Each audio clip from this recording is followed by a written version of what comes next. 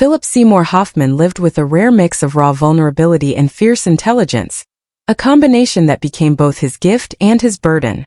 Early in life he learned what it meant to feel exposed, and that feeling followed him into adulthood and into the roles that would define him.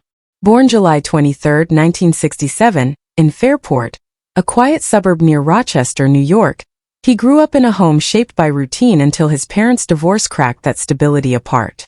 His mother, Marilyn O'Connor, a dedicated family court judge, raised Philip and his 3 siblings on her own. Her strength influenced the way he later played damaged, conflicted characters who seemed to hold a lifetime of pain beneath their calm surfaces. Though baptized Catholic, he grew up in a household where belief and doubt coexisted, and that freedom of thought pushed him toward stories rather than religion. At 12, after watching Arthur Miller's All My Sons, he realized the stage could reflect truth in ways nothing else could. He had been known more for his athleticism than for acting, but after a pitch shattered his arm, sports ended for him. Instead of clinging to what he had lost, he walked into his high school theater department and discovered a new identity.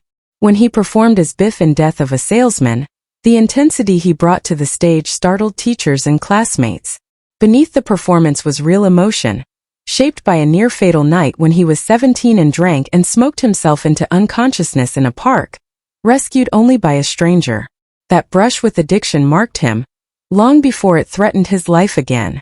After graduating as Fairport High School's valedictorian in 1985, he briefly attended Villanova University on a wrestling scholarship, but one acting class changed everything. He transferred to NYU's Tisch School of the Arts, moved to the city, slept on couches, worked odd jobs, and pursued acting with relentless focus. At NYU he trained under George Lewis, a method acting coach who demanded emotional honesty. Hoffman didn't just pretend, he fell into roles fully.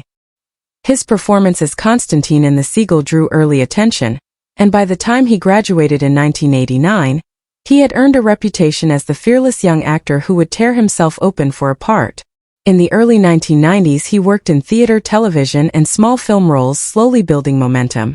His first screen appearance was a brief spot on Law & Order, but in 1992, while working at a deli, he auditioned for Scent of a Woman and won the part that changed everything. Acting alongside Al Pacino, he learned how to hold his own on camera, and the film's success opened doors. He added Seymour to his name to distinguish himself from other Hoffmans. Over the next decade he moved fluidly between theater and film, refusing to chase fame.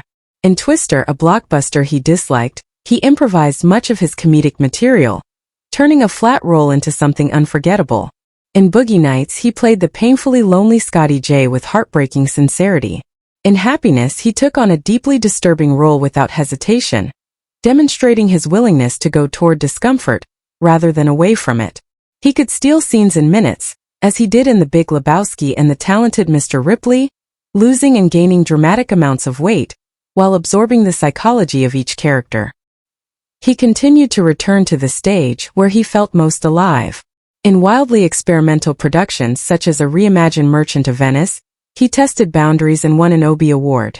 As a director he staged powerful, gritty plays like in Arabia, We'd All Be Kings and Jesus Hop the A-Train, drawing critical praise for his ability to bring emotional chaos to life with precision.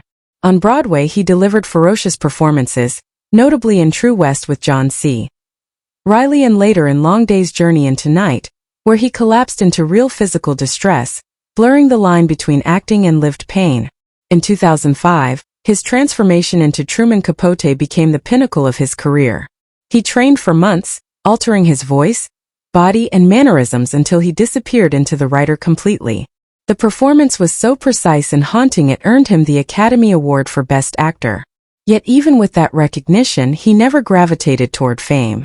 He kept seeking roles that challenged him, such as the explosive CIA agent in Charlie Wilson's War, the ambiguous priest in Doubt, and the mesmerizing cult leader Lancaster. In The Master, a performance widely regarded as one of his finest. Throughout these years, Hoffman kept his personal life fiercely private. He met costume designer Mimi O'Donnell in 1999, and though they never married, they built a family grounded in love rather than publicity.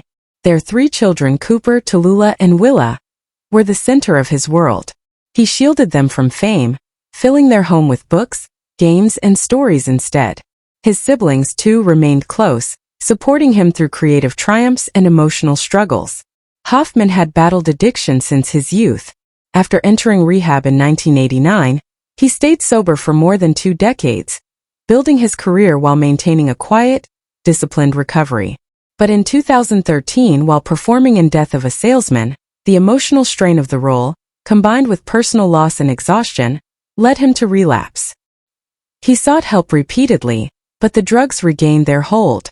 In the final months of his life, someone leaked footage from a rehab session and tried to blackmail him, a violation that devastated him. He agreed to a rare interview to protect his children from the humiliation of public exposure. On February 1, 2014, security cameras recorded him withdrawing $1,200 from several ATMs near his apartment. Police later found 65 bags of heroin in his home, some marked with stamps, Ace of Hearts and Ace of Spades. After years of sobriety, his tolerance had dropped, but his memory of the drug had not. The lethal combination found in his system the next morning, heroin, cocaine, amphetamines, benzodiazepines, showed the dangerous collision of substances that often kills people who relapse after long periods sober.